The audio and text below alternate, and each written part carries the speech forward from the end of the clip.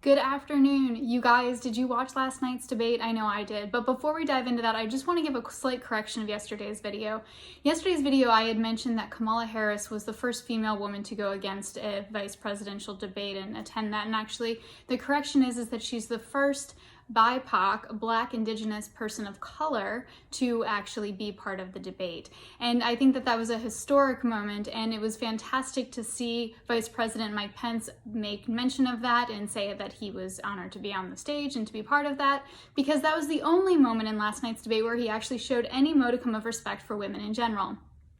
Last night's debate was interesting. It was actually much boring than last week's, but then again, anything compared to last week's debate would look like a total snooze.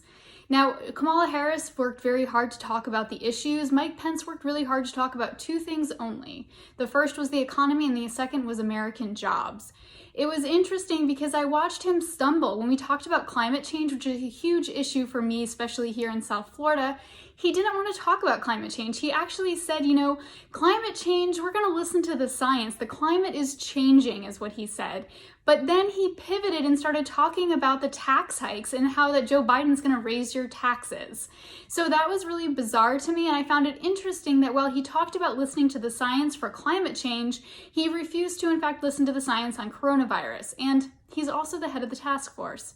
Nevertheless, Kamala Harris showed her strength, but she also showed some weaknesses.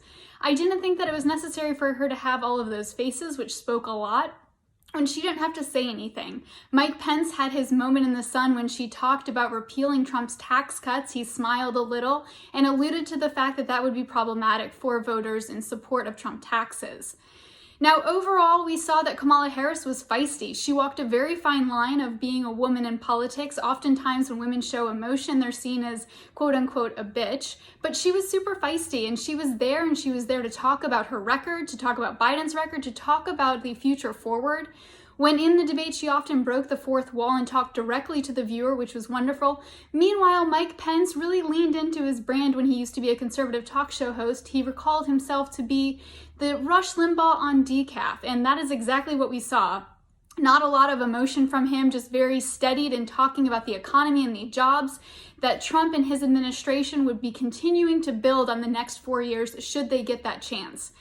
So what did you guys think? Did you enjoy seeing your typical political debate, or do you think that we should have something, I don't know, do we want to see a second vice presidential debate? Because we know we will not be seeing the presidential debate next week. It had been moved to a virtual setting, and the president has said he will not participate. So Joe Biden will be having a town hall in Philadelphia instead.